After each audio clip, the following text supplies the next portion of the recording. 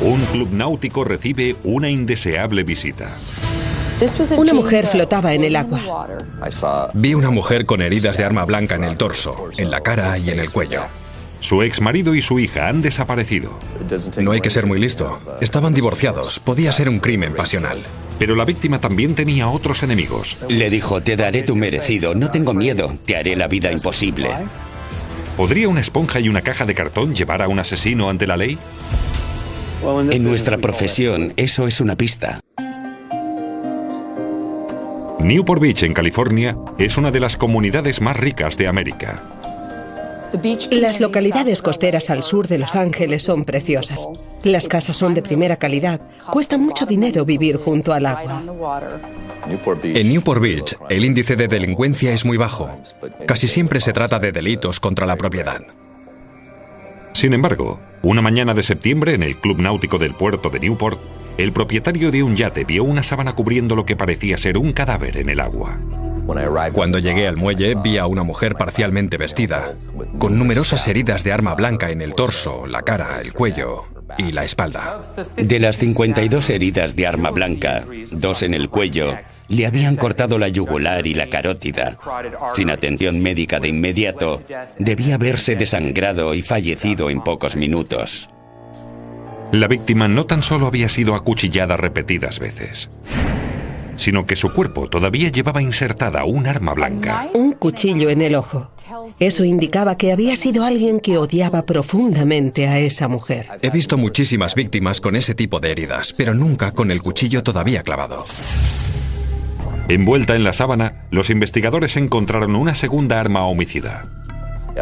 Era una navaja envuelta en los pliegues de la sábana, y todavía llevaba restos de sangre y de tejido. Pero la víctima no llevaba ninguna identificación y costaba deducir el tiempo que había permanecido en el agua. El efecto del agua en sus dedos había sido tal que inicialmente no pudimos identificarla mediante sus huellas dactilares.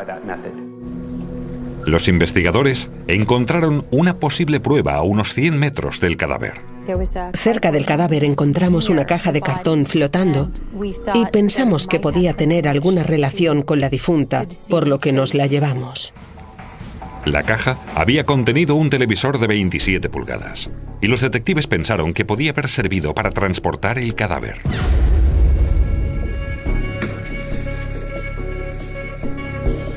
Durante la autopsia, el médico forense descubrió que la víctima llevaba implantes de mama. Cualquier dispositivo médico, ya sean implantes de mamas o de caderas o de otro tipo, puede ser una pista a seguir para poder identificar a la persona que lo llevaba. Cada implante lleva un número de lote y de serie grabado en la superficie transparente. Su objetivo es identificar dónde y cuándo ha sido fabricado a efectos investigativos y para notificar al paciente en el improbable caso de que tuvieran que reclamarlo por algún fallo del producto. Este número de serie indicaba que los implantes eran de fabricación francesa. La operación fue realizada en Oklahoma City y la paciente residía ahora en California. Sabíamos que era Barbara Mullenix, que vivía en Huntington Beach, California. Bárbara, que tenía 56 años, vivía en circunstancias algo especiales. Ella y su hija de 17 años se habían mudado recientemente a California y vivían con su exmarido, Bruce Mullenix, hasta que rehiciesen su vida. Habían decidido convivir, pero solo para compartir la vivienda, hasta que su hija hubiera terminado la educación secundaria. Se trataba de una situación temporal por motivos económicos. La información conseguida gracias a la caja de cartón del televisor que había aparecido en el agua junto al cuerpo de Bárbara indicaba que el asesinato podía haber ocurrido en casa de Bruce Mullenix. El número de referencia y la dirección en la etiqueta del embalaje indicaban que se había comprado en una tienda de Huntington Beach. Aquel televisor había sido comprado por Bruce, el exmarido de Bárbara. La policía intentó ponerse en contacto con Bruce y con su hija de 17 años, Rachel, pero no les encontraron. Cuando los investigadores llegaron a la urbanización donde Barbara Mullenix vivía con su exmarido, tuvieron una visita sorpresa. Mi sargento entró y dijo que el señor Mullenix acababa de llegar. Me sorprendió mucho. Pensé que era una bravuconada, pero pareció muy sorprendido de ver a la policía en su casa. No es muy agradable que un detective te mire a los ojos y te diga: «Es usted es mi principal sospechoso». El médico forense estableció que Bárbara había sido asesinada en algún momento entre el martes por la noche y la mañana del miércoles. Bruce afirmó haberse marchado de su casa el martes por la mañana en viaje de negocios y que estaba en Fresno, California, a más de 400 kilómetros. Como reportera que soy, me pareció interesante que estuviera convenientemente lejos de la ciudad la noche en que se cometió el crimen. Bruce negó tener nada que ver con el asesinato de Bárbara, pero admitió que habían tenido bastantes problemas. Ambos teníamos nuestra parte de culpa en el divorcio. Desde mi punto de vista, el catalizador más importante fue que Bárbara empezaba a beber cada vez más y su personalidad cambiaba radicalmente cuando estaba borracha. El registro de la casa de Bruce no reveló ninguna señal de que hubieran forzado la entrada. Pero el colchón y el somier del dormitorio de Bárbara habían desaparecido. En nuestra profesión, eso es una pista. Los técnicos de la policía científica rociaron la habitación con leucocristal violeta, un producto químico que adquiere ese color en contacto con la sangre. La cantidad de sangre que encontré por todas partes me indicó que alguien había sangrado en la habitación. Y era evidente que el asesino había intentado limpiar la sangre. En la cocina había una caja de guantes de látex. Y en la mesilla de noche apareció una esponja amarilla. La esponja presentaba una mancha roja que resultó ser sangre. Fue una evidencia muy significativa en la investigación. Los investigadores también descubrieron otra cosa en la cocina. Los cuchillos del cajón de la cocina hacían juego con el que Bárbara Mullenix llevaba clavado. Era muy característico. Presentaba el mismo diseño entrecruzado. Se llevaron fragmentos enteros de la pared para analizarlos. Una huella dactilar muy clara había sobrevivido a la limpieza. Cuando los criminales cometen su delito, sudan más de lo normal, producen más residuos y por eso a veces sus huellas dactilares son más claras. Fue fácil determinar lo que teníamos. Era una palma completa. Tenía 4 dedos y un lado de la palma de la mano. Los investigadores compararon las huellas ensangrentadas con las de Bruce Mullenix. No coincidían. En todas las películas de policías, el excónyuge siempre es el primer sospechoso que hay que descartar, por eso no me sorprendió. Pero ¿dónde estaba Rachel, la hija de los Mullenix? Bruce no lo sabía y los investigadores tampoco. Antes de que Bruce regresara a casa, me preocupaba que Rachel también hubiera sido asesinada. No sabíamos nada de Rachel ni en qué estado estaba. Intentamos llamarla al móvil, pero no contestaba. Saltaba su buzón. La última vez que había sido vista, estaba con su novio la víspera del asesinato. Fueron al cine, irónicamente, a ver La joven del agua. Pero a pesar de su desaparición, Bruce estaba convencido de que su hija no tenía nada que ver con el asesinato de Bárbara. No creo que haya participado. No creo que Rachel haya tenido nada que ver con el asesinato. Pero la policía no está tan segura. Los investigadores preguntaron a los vecinos que vivían cerca de la casa adosada de Bruce Mullenix si alguien había visto u oído algo sospechoso la noche del asesinato de Bárbara. Uno de los vecinos que vivía justo al lado dijo que hacia las 2 de la mañana le habían despertado unos gritos que duraron unos 30 o 45 minutos y que en aquel momento había dicho que no le sorprendería que estuvieran asesinando a alguien. Cuando hizo esta declaración a la policía no sabía qué había sucedido. Puesto que Bruce Mullenix estaba de viaje, la única persona que podía haber estado en la casa era su hija Rachel, de 17 años, ahora en paradero desconocido. Como era tan joven, tenía 17 años, las autoridades estaban preocupadas, por lo menos al principio, por si también le había ocurrido algo grave. El padre de Rachel contó a los investigadores que su hija salía con un chico, un tal Ian Allen, de 21 años, y que Bárbara no aprobaba aquella relación. Cuando Ian Allen apareció en sus vidas, Y Rachel no tan solo se enamoró, sino que también empezó a hablar de casarse con él. Creo que Bárbara temió quedarse sola. Cuando Bárbara se dio cuenta de que Ian se acostaba con su hija de 17 años, le amenazó con denunciarle por violación. Más adelante, cuando los ánimos se calmaron, Rachel pidió a sus padres una declaración firmada, una garantía de que Bárbara no volvería a amenazar a su novio con una denuncia por violación. Bárbara y Bruce aceptaron. Mi opinión al respecto era que de esta manera tendríamos muchas más probabilidades de verles más a menudo, de estar con ellos tanto como fuera posible, en lugar de empujarles a mantener una relación clandestina. A fin de cuentas, eso me indicó quién mandaba en esa casa. Pero una semana antes del asesinato de Bárbara, se había producido un grave enfrentamiento. Cuando Rachel no volvió a su casa a la 1 de la madrugada, Bárbara se fue a casa de Ian y le montó una escena. Su madre la avergonzaba mucho. Creía tener derecho a hacer lo que hacía. Y cuando llegaron a casa le castigó y le dijo, no le volverás a ver. Ian no había conocido nunca a nadie como ella.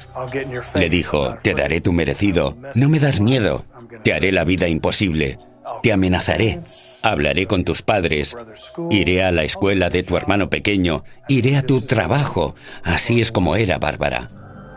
Pero Rachel dejó claro que no pensaba romper con Ian. Nadie puede negarle nada a Rachel. Luego, la investigación del pasado de Bárbara reveló un dato inquietante. La policía de Tampa, Florida, había tenido que intervenir en una confrontación física entre Rachel y su madre. 2 años antes de que Bárbara Mullenix fuera asesinada, su hija Rachel la había atacado con un cuchillo en su casa. Le causó varios cortes en los brazos. Pero Bárbara se negó a presentar cargos. Bárbara podía decir las cosas más crueles que se le pueden decir a nadie. Pero se lo decía a Rachel, y casi siempre cuando estaba borracha. Ahora, después del asesinato de Bárbara, Rachel y su novio Ian habían desaparecido. Los investigadores visitaron a los padres de Ian, que dijeron no haber visto a su hijo desde hacía 2 días. También dijeron que les faltaba su pistola del calibre 38. Como Ian vivía en casa de sus padres, la familia Allen aceptó que registraran su casa, ordenadores incluidos. La policía examinó los ordenadores y descubrió que el día del asesinato, alguien había utilizado un ordenador de los Allen para buscar direcciones en Tampa. Toda la policía de la nación se puso en alerta para localizar la camioneta de Ian Allen. Cuando Ian utilizó una tarjeta de crédito para sacar dinero en Sulphur, Luisiana, la policía rodeó la zona y le detuvieron, a él y a Rachel. Pero Rachel dijo no tener nada que ver con el asesinato de su madre y afirmó que Ian la había secuestrado por la fuerza contra su voluntad. Estaba durmiendo. Era en medio de la noche. Oí a mi madre llamándome a gritos. Corrí a su habitación y vi a Ian encima de mi madre, apuñalándola. Intenté apartarle, pero él me empujó y me golpeó. Y perdí el sentido. Rachel es muy mala actriz. Intentó llorar, pero no le salió ni una lágrima. Si buscas narcisismo en el diccionario te sale Rachel. Pero ¿podrán los análisis forenses determinar si miente o dice la verdad?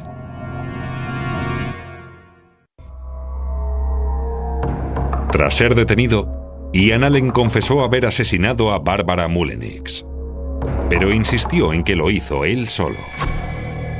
¿Fuiste con la intención de matarla? Fui a su casa con la intención de amenazarla, asustarla. Pero muy pronto se me fue de las manos. Mientras tanto, Rachel Mullenix insistía en afirmar que era una víctima inocente. Su versión de los hechos era que Ian la había secuestrado, golpeado y había perdido el conocimiento. Había despertado en la habitación de un motel y no tenía nada que ver con la muerte de su madre ni con lo sucedido con su cadáver. Nadie me dice nada. ¿Qué está pasando? De acuerdo. Estás detenida por el asesinato de tu madre. ¿No sabe que me secuestraron? ¿No lo sabe? Eso es lo que tú dices. ¿Qué quiere decir con eso? Es la verdad. Tenemos pruebas que demuestran lo contrario. ¿Pero qué está diciendo? Rachel ignoraba que los investigadores tenían pruebas forenses que la implicaban en el asesinato de su madre. Habían encontrado el ADN de Rachel en la esponja amarilla encontrada en el dormitorio de Bárbara. La esponja utilizada para limpiar la sangre de Bárbara. Rachel había dicho que no tenía nada que ver con el homicidio, pero el hallazgo de su ADN en la esponja que había servido para limpiar el escenario del crimen estableció que se había encontrado allí en el momento del asesinato. La caja de cartón que apareció flotando cerca del cadáver de Bárbara había sido cerrada con cinta adhesiva, del mismo tipo que la encontrada en el coche de Ian Allen. Los vapores de cianocrilato revelaron huellas dactilares de Rachel en la cinta adhesiva. Identifiqué 3 huellas de Rachel Mullenix. Eran las de su dedo corazón y su dedo anular de la mano izquierda. Al encontrar las huellas de Rachel en la cinta adhesiva, la policía tuvo la sensación de que le había tocado la lotería. Los investigadores encontraron el ADN de Ian en el mango de la pistola del calibre 38. Pero también el ADN de Rachel. ¿Por qué no la utilizó para escapar de su secuestrador? No sé. Me parece muy raro. La huella ensangrentada casi completa de una mano, encontrada en la pared del dormitorio de Bárbara, pertenecía a Ian. Las pruebas forenses confirmaron la teoría del médico forense, que desde un principio había atribuido el asesinato a 2 personas por lo menos. La cantidad de heridas y las demás pruebas indicaban que era más probable que se tratara de más de una persona. Y los mensajes de texto acabaron de demostrar la implicación de Rachel. Rachel había dicho a la policía que se había acostado hacia las 10 de la noche y que se había despertado con el ruido que hacía Ian al atacar a su madre.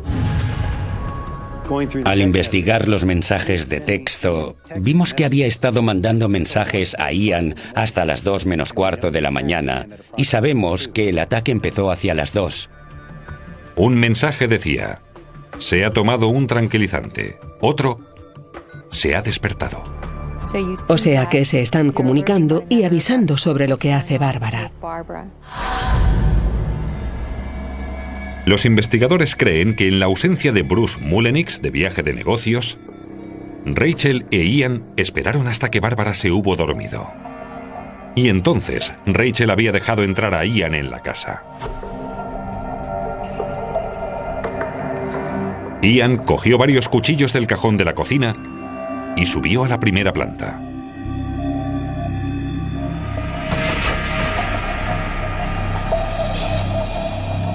Las pruebas sugieren que los 2 entraron en el dormitorio de Bárbara.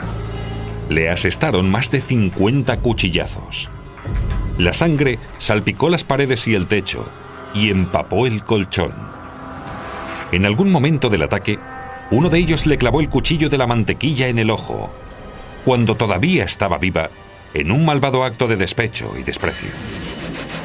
Rachel empleó la esponja para limpiar la sangre, pero dejó en ella su ADN.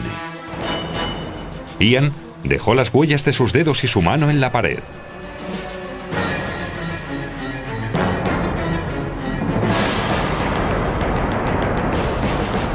La pareja metió el cadáver en la caja vacía del televisor. Y Rachel la cerró con cinta adhesiva, dejando en ella la huella de sus dedos.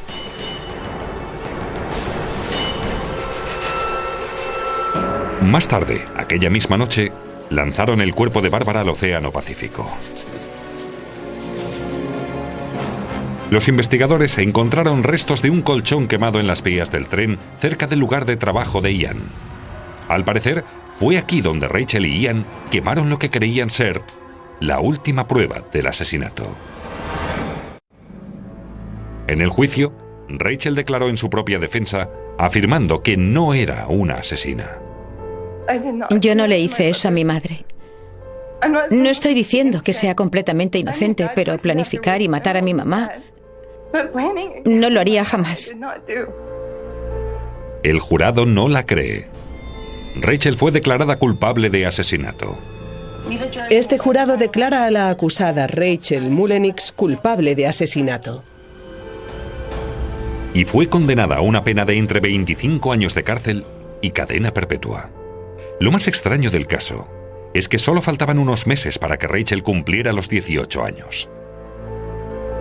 Si hubiera esperado hasta entonces, su madre no habría podido hacer nada. No habría ningún impedimento legal para estar con Ian.